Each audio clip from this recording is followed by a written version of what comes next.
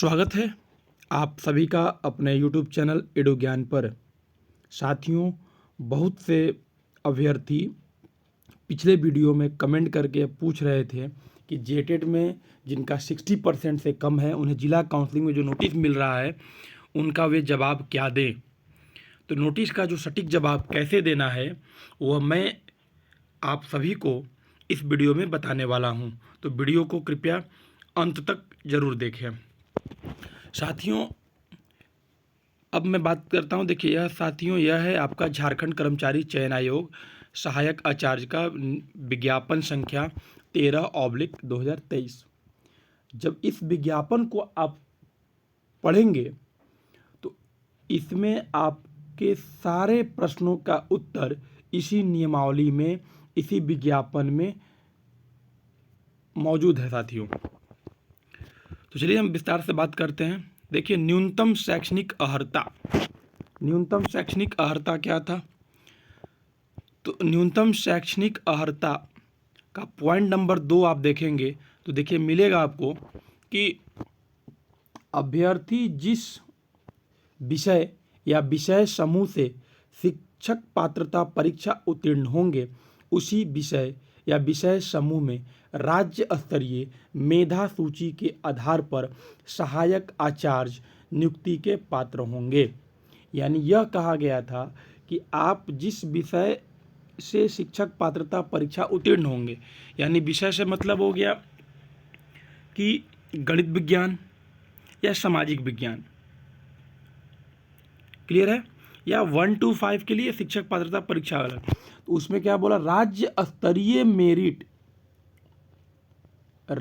स्तरीय मेधा सूची बनाए जाएगा और राज्य स्तरीय मेधा सूची के आधार पे आपकी नियुक्ति होगी। अब आते हैं अगला पॉइंट पे। अब यह कहा गया था क्या कि मेधा सूची, देखिए अब यहाँ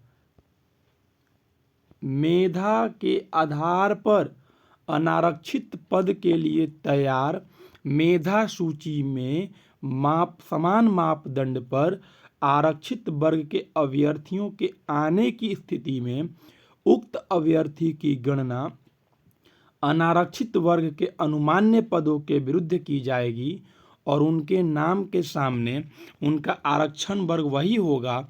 इस संबंध में राज्य सरकार से प्राप्त अद्यतन निर्देशों का पालन किया जाएगा। साथियों, क्या बोल रहा है देख लीजिए कि मेधा के आधार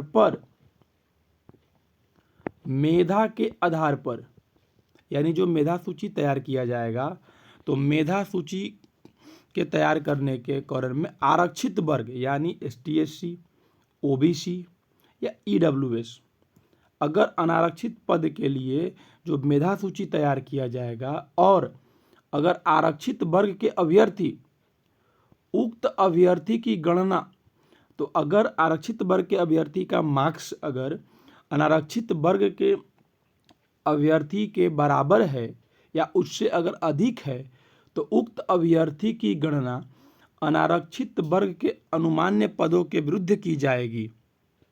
यानी अनारक्षित वर्ग के विरुद्ध, यानी आप अनारक्षित वर्ग में आ जाएंगे और आपके नाम के सामने वही आरक्षित वर्ग होगा। यानी अब बताइए कि इसमें तो जेटेट का कहीं जिक्र ही नहीं किया गया है। मेधा सूची का प्रकाशन राज्य स्तरीय किया गया है।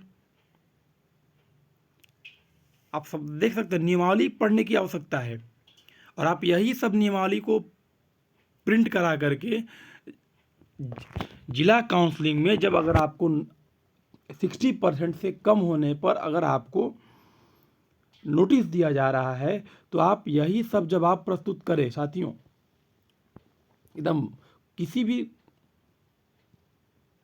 किसी को भी पैनिक होने की आवश्यकता नहीं है। पैनिक ना हो। संभवतः आज या कल में JSSC भी इस विषय पर अपना नोटिस जारी करेगी, सभी जिलों को नोटिस जारी करेगी वो, क्योंकि मेधा सूची का जो प्रकाशन है वह राज्य स्तरीय मेरिट बनाया गया है। और राज्य स्तरीय मेरिट बनाते समय क्लियर कहा गया है कि अगर आरक्षित वर्ग के अभ्यर्थी का समान मापदंड अगर आता है तो उन्हें अनारक्षित वर्ग में रखा जाएगा।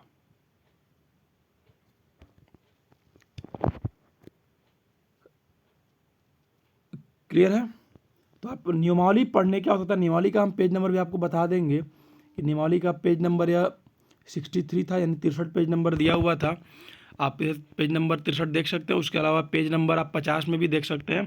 पेज नंबर 50 में ही यह जिक्र किया हुआ था कि अभ्यर्थी जिस विषय समूह से शिक्षक पात्रता परीक्षा उत्तीर्ण होंगे उसी विषय या विषय समूह में राज्य स्तरीय मेधा सूची का प्रकाशन होगा। मेधा सूची का प्रकाशन किया जाएगा। राज्य स्तरीय मेरिट बना है, इसमें गैर पारा कैटेगरी में पारा वाले अभ्यर्थी भी आ गए हैं, उनके लिए भी यही जवाब होगा कि यही जवाब मिलेगा, क्योंकि राज्य स्तरीय मेरिट बनाया गया है। और राज्य स्तरीय मेरिट में अगर समान मापदंड आता है, समान मापदंड कहने का मतलब है कि मार्क्स अगर